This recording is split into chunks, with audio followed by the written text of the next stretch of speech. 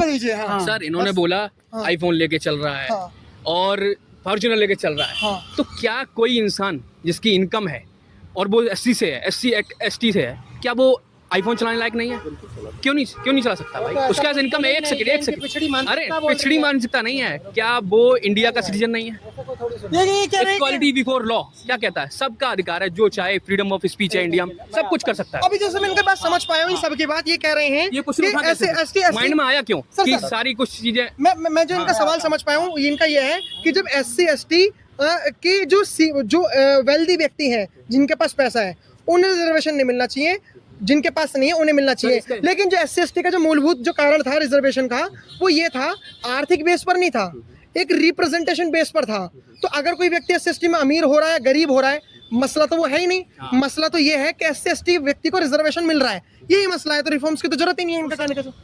एक रूल है carry forward rule. Carry forward अगर ये रूल है, कॉन्स्टिट्यूशन में मैकेनिज्म है लैंडमार्क जजमेंट के थ्रू। अब क्वेश्चन आता है, फॉर एग्जांपल अगर SC की सीट 10 है, तो SC के एलिजिबल कैंडिडेट इस वैकेंसी में 7 मिले हैं, 3 नहीं मिले, तो वो 3 जनरल से नहीं भरेगी, वो 3 अगली बार फिर कभी आएगी वैकेंसी, तो वो कैरी फॉरवर्ड होगी। तो किसी का राइट पहली बार कर्टेल नहीं किया जा रहा है।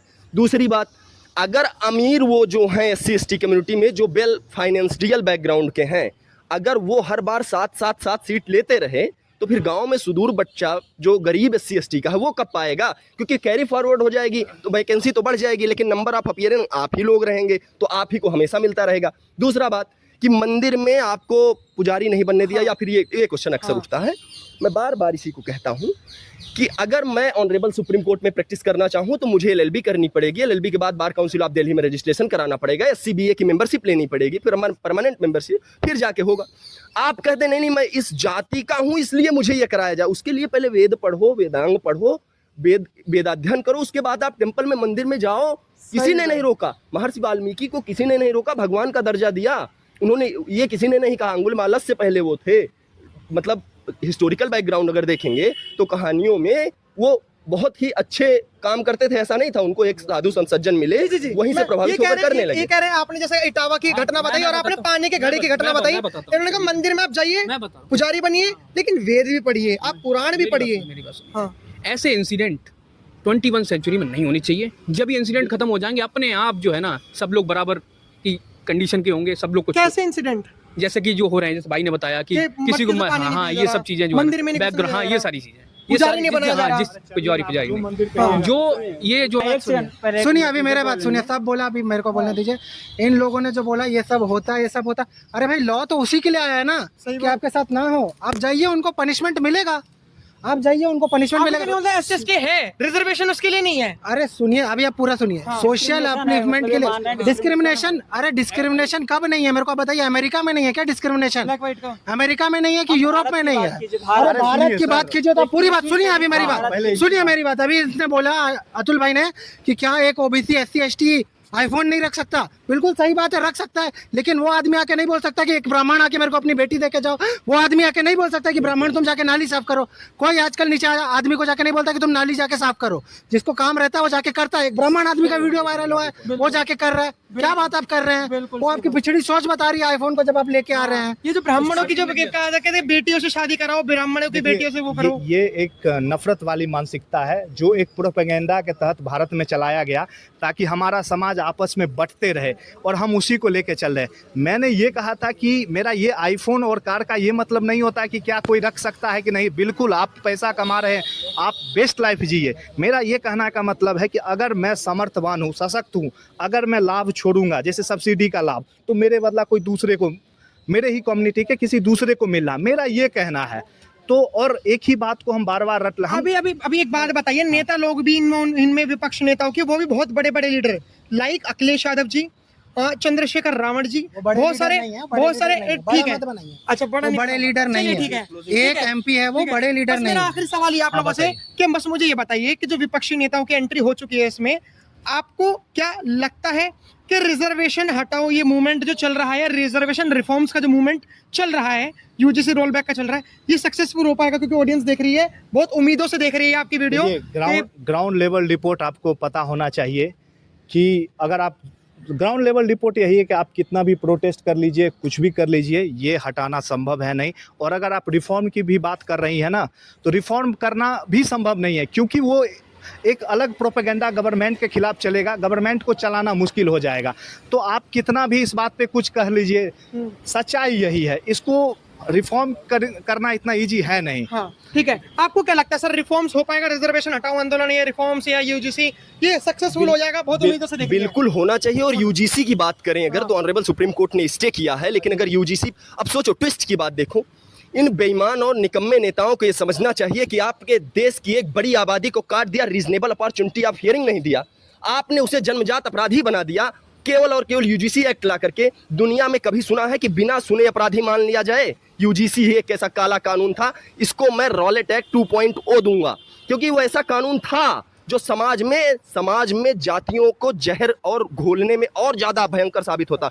हमारे साथ यूनिवर्सिटी में पढ़ने वाले बच्चे गुटों में बटे जा रहे थे on the basis of UGC कानून।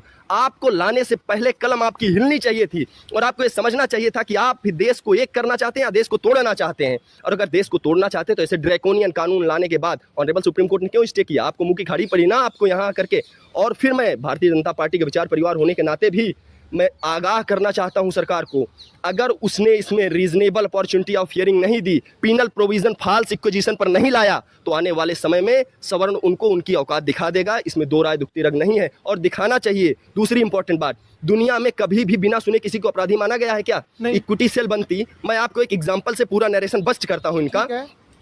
SC/ST आयोग, SC/ST एक्ट दोनों लगभग साथ बने। ठीक है। एससी, मैं चुनौती के साथ ऑनरेबल सुप्रीम कोर्ट के इस प्रांगण में पूरी विनम्रता के साथ क्वेश्चन करना चाहता हूं कि आज तक SC/ST कमीशन में एक भी SC/ST कमीशन ने नहीं डिसाइड करी वो एक्विजिशन कि SC/ST कमीशन ने कहा हो कि ये SC/ST एक्ट फर्जी था, जबकि सुप्रीम कोर्ट और ऑनरेबल हाई कोर्ट ने कई केसेस के साइटेशन दिए हैं कि ये फर्जी केस था।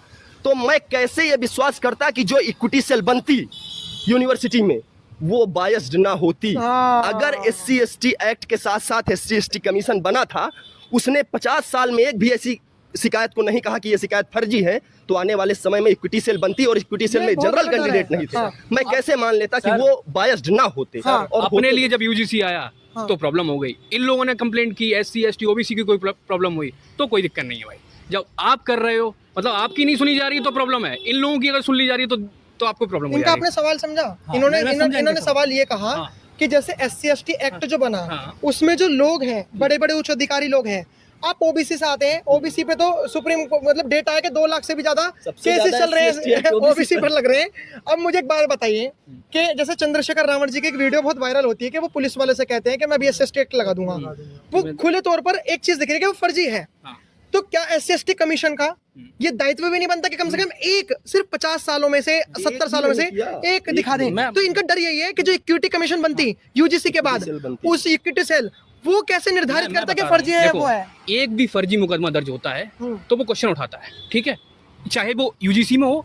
अब यहाँ भी ये है कि एक भी अगर जो रिजर्वेशन को लेके और मतलब SC/ST का कोई कंप्लेंट आती है, ऐसी कोई घटनाएं होती हैं, तो वो भी क्वेश्चन उठाता है, अकाउंटेबिलिटी लेता है, गवर्नमेंट को लेनी चाहिए। इक्विटी सेल में ऐसा कोई प्रोविजन नहीं था, हम किस बेस पर क्वेश्चन उठाएंगे? वो तो कहेंगे हमारे पास कानून ही यूजीसी एक्ट में नहीं है, हम सजा कैसे दें? अच्छा, मेरा नाम क्या है? आपका नाम आकाश है। मेरे को बुरा लग गया अगर मैंने इनके ऊपर अगर कुछ ऐसे इन्फॉर्मेशन लगा दी, मुझे लग रहा है इन्होंने मेरा नाम बोला। और सुनिए, burden of proof lies on me, यानी कानून की भाषा में बताऊं, अगर घड़ी में पहना हूं, आपने कह दिया कि आपने ये घड़ी चोरी की है उस एक्ट के अकॉर्डिंग, तो फिर मैं ये प्रूफ करूं, बर्डन ऑफ प्रूफ मेरा है कि मैं सिद्ध करूं कि मैंने घड़ी नहीं चुराई। आप बोल देंगे कि आपने मुझे बंद कमरे में गाली दी क्लासरूम में, अब मैं सिद्ध करूं, अब मैं सिद्ध करूंगा कैसे कि मैंने दी कि नहीं दी?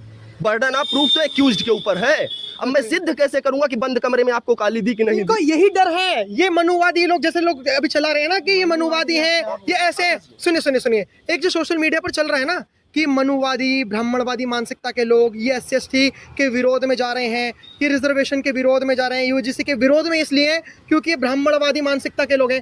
इनका जो डर है ना, जो फैक्ट बोल रहे हैं, यही डर है कि यूजीसी की जो इक्विटी सेल बनेगी उसमें कहीं ऐसे फर्जी चीज़ों पे जो ब्राह्मण ठाकुर बनिए, अब जैसे उड़ीसा के यादव हैं, जाट जो हरियाणा के हैं, जो जनरल में आते हैं, इन सब के ऊपर ये चीज़ें ना हो। तो आप मानते हो ये सही है? यूजीसी में माननीय सर्वोच्च न्यायालय में विचाराधीन है, और जो उसको निर्णय देना होगा उसका इंतजार करना चाहिए। तो आप क्या मानोगे, आप तो सुनिए मेरी बात भाई, आप जो अभी पहले मनुवादी मनुस्मृति बोले, मैं बताना चाहता हूँ 1950 से पहले आप मनुवादी बनिए। 1950 में संविधान आया, मनुस्मृति ने आपको कितनी जातियाँ दी? 300। संविधान ने 80 साल में कैसे उसको 2000 बना दिया भाई? 6000। ये ट्राइब वो है और उसके अंदर में है reservation is just a political tool, ये और कुछ नहीं है। Caste based reservation is a political tool. Request है, मैं समझता हूँ, लेकिन एक बार हमारी जनता को समझा दीजिए कि उन्हें अगर नहीं पता कि मनुस्मृति में कितनी जातियां बनी, संविधान में आने के बाद कैसे कैसे क्या क्या जातियां बनी, एक बार हमारी ऑडियंस मेरी समझ बात, जाति का तो कहीं वर्णन था ही नहीं, वर्ण व्यवस्था बोला जाता था, जिसका गीता भगवत गीता में भी था। जाति कहीं बोला नहीं गया। एक हर्बर्ट होप करके शायद आए थे, सर को पता हो, उन्होंने पहली बार 1908 में लाया कि ये सब अनुसूचित जाति है। उसके बाद से ये चालू हुआ कि इसको पानी नहीं मिला, उसको क्लास से बाहर भेजा गया, किसके साथ और कुछ गलत हो। उससे पहले कुछ गलत नहीं होता था। ये लोग हमेशा बोलते कि हमारे साथ इसने ये गलत किया, कभी आगे नहीं बोलते कि अंग्रेजों ने 200 साल हमारे साथ ये किया, उसके पीछे 600 साल मुगलों ने हमारे साथ ये किया। ये कभी नहीं बोला जाएगा। बस स्वर्णों को पकड़ लो और उनको मारो, और कुछ नहीं किया जाएगा।